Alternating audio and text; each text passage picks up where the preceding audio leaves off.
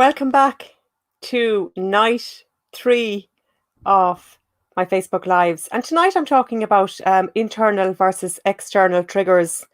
And this is a really interesting topic and really one that comes to light in relationships.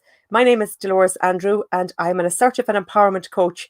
And I'm taking you through 5 nights of Facebook Lives and all things confidence. So tonight's conversation is actually one that is very interesting, as they all are, of course. Last night I spoke about the importance of becoming emotionally fit in order to build resilience. And of course, when we know, as I spoke about last night, when we're emotionally fit, we're able to lean into our emotions and we're able to use our emotions then as a tool for empowerment rather than having them control us. And we are able to become resilient and bounce back from situations when we are able to embrace our emotions. And this leads us up nicely to the topic that I'm speaking about this evening, which is in relation to looking at external triggers and internal triggers and looking at the difference between the two of them. And, it's how we have our needs met is the topic around this. And relationships, of course, can be our biggest teachers in our lives and can throw up so much for us, and they can provide us with our biggest tests. And it's through our relationships that we can realize that we're looking at somebody else to fix us or to give us what we think it is we want in order for us to get what we want in our life. And now this mainly happens at an unconscious level, meaning that we're not even aware actually that this is actually panning out for us. And take, for an example, a scenario I had with a client of mine whose relationship was fine mostly until they had children. And after they had children, after they had their first child, their relationship started to deteriorate. And, to such an extent that they barely recognized what they had before it. It was a really such a drastic change. Now, it didn't happen immediately after the baby was born, but it started to creep in, and those little things, I suppose, that we would notice happening started to happen. So the lady came to me quite distressed actually about the situation that was happening in her relationship. And she felt that it was definitely started around the birth of their child, their baby daughter. And she actually thought that her husband was actually displaying symptoms of being almost jealous of the child. Now, she also thought that this sounded almost silly to her. Why would her husband be jealous of the child that they had wanted so much and had planned? So, it took her a while to pick up the courage to broach this subject with her husband. And when she did, he had realized that their relationship was going through a rift as well. But luckily enough for them, he was willing and able to look at the relationship dynamic and to discover why it was now had taken a bad turn, let's say. But also he was willing to look at his story around why the relationship had broken up. And from the work he did and from speaking to myself about it, he realized that it was actually triggering an old story that he held, and one that was formed when he was really young. And it was the time that he was an only child, and then suddenly he wasn't. He had a little sister. And he felt like he was abandoned by his mother when his little sister was born. Now, of course, he wasn't abandoned, but it was his perception as a young boy, because he loved his mother dearly. And he obviously, children rely on their parents and their caregivers for so much, that he felt that he was neglected when the little sister came along. Now, as I mentioned, it's a perception, and there was never any abuse in his family home, but he perceived that when this little girl came along, mom left me. Interestingly enough, when himself and his wife, they had their baby, it was a little girl they had. And unknowing to him, he felt this story of abandonment. It was triggered again. So this is what happens when we hold stories so tight, and he hadn't dealt with the story, obviously, of abandonment around his mother when he was young. He probably didn't even tell anyone. He withdrew. He withdrew at the time with his mother. He thought he had done something wrong because she was giving all the love to the new baby. And this is exactly what he did again when he had his own daughter. He withdrew from his wife. So this is a perfect example of externally looking to someone for something in a relationship. So he was looking at his wife to fill his need for, love unconditionally, which of course is what we want our love to be, unconditional. But also when dynamics change, when a child comes along, relationships can be certainly tested.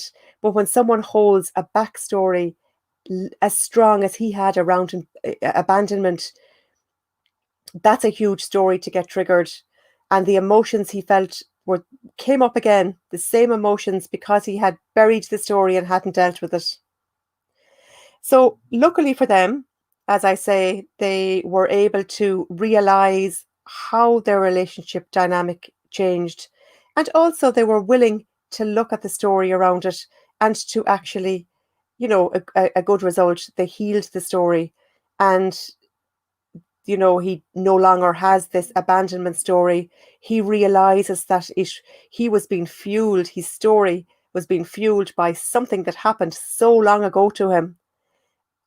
And that is resurrected again. He had no idea that he barely remembered even the fact that his little sister came along. We don't, the stories that are formed when we're so young, even though they're so strong for us and can get triggered, we don't always remember their exact details. But doing this kind of work like this, when situations happen, when dynamics, as I say, relationships, this kind of thing comes up for us, it's huge then, because our backstories will trigger if we hold issues around belonging, which was his one. He felt he no longer belonged to his mother in the same way he had before his little sister came along. So I just really, as I say, I wanted to share that story because it's a perfect example of how external triggers, we look to them for giving us what we want. Now, obviously in a relationship, we look to the other person for love unconditionally, but unless we do the inner work as well and rid ourselves of stories, limiting beliefs that are holding us back, they will be still there, propelling us and actually having us play out similar stories to ones we formed when we were so young. Interesting to note this. So there again, this is all about storytelling and becoming so clear on the stories that fuel us. So the moral of the story is, if you find yourself, getting triggered by something, you don't know why all of a sudden, you just feel differently about something, or if maybe it could even be a work situation, um, you know, there's something there. Look at the story you're telling yourself. Really dissect it. Look at the emotions, like we talked about last night, about being emotionally fit. What emotion is coming up for you? Because each emotion that we feel has a message for us, because emotions are messenger molecules. Fear tells us, obviously, fear is instinctual. We mentioned it last night. We talked about trust last night, but fear as well, and an issue around abandonment, like I talked about tonight. So looking at our stories and looking at the emotions to find out where they have their root in. It's one of the best ways that we can change our story and actually have the confidence to change our story, because this was done in such a lovely way, obviously, with his wife, that it didn't feel as though she was loving. They both wanted the outcome. They both wanted their marriage to work and their relationship to work. They had, longed for this daughter. They had her, and we can heal our stories. And I think this is a great way to realize this. So I go much deeper into storytelling in my 4-week Master Your Confidence course that's coming up on the 4th of October. It's 4 weeks of delving into our stories and realizing what actually is keeping us stuck where we are. We find out what our limiting beliefs are. I'll just share it with you here. We delve in, we create a map week 1, we find out where we are. We look at our value systems, and there again, value systems are huge, as I mention all the time, because we can be sometimes coming from someone else's value system, could be societal even, but it's when we're not in alignment with our own values. It's like the story I just mentioned. We won't be getting life on our terms. And we also look at that, we define our motivators week 1. Week 2, we build on that, and we talk about belonging versus fitting in. There again, this fitting into to a situation, we change a bit of ourselves when we fit in. When we belong, we're just authentically who we are, and we're confident enough to be ourselves. We also go deep into our excuses and our limiting beliefs, and of course the inner saboteur.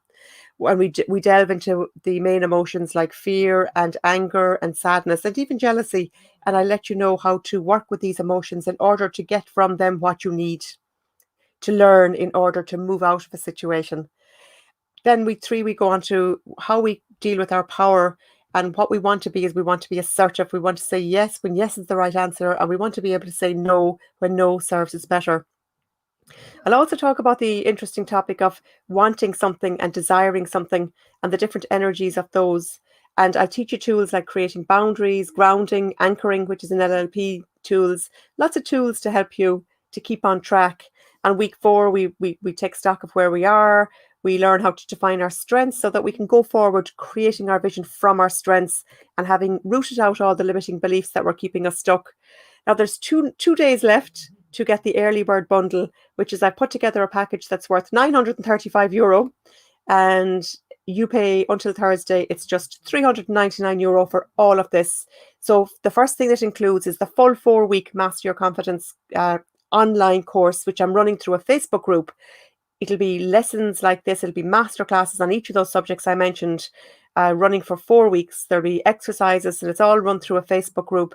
You'll have exercises to do with each week building on the other. So that's included. And I've also thrown in my 7-part video series, The Subtle Art of Storytelling, because that's another course where I really went deep on storytelling and really understanding the dynamics of the stories that we tell, how they formed. I show you this point of power, which I created, which is when you realize that you always have a choice. So I take you through the point of power, and I also show you how to create better stories. The last 2 videos in this series are for people that are in business, and they want to take the stories that you've come up with after doing the first few exercises, and then you can learn how to use this story to find your ideal client and to create content for them. Because when we're selling what we do, we're speaking our client's language. We're talking to our clients' pain points. So you can be not salesy, and if you have a service that people need, then it's about creating content with your ideal client in mind. Also included in the bundle is a masterclass on mastering your confidence. And lastly is a one-to-one coaching session with me. So as I say, all of this is included for $399. This early bird bundle I put together is available for the next 2 days actually 3 days, until the 25th of September. So until Thursday, you can get all of this for just $399. So thanks for coming along this evening. We do have more 2 more nights of lives like this, where I go delving deeper into topics like this and showing you how important it is to step into our confidence, to have the confidence like the man did I told you in the story about earlier, to actually look at his stories and to realize that we can change them. Because when we change the stories of our lives, we start creating the life what we want, because we're living on purpose. It's all very well to be, having affirmations, and they're wonderful, not knocking them at all. But when we start living on purpose and living from a place that we want, our own values, living from our core beliefs and values, life just is easier. So thanks for being here again tonight, and until tomorrow, have a good evening.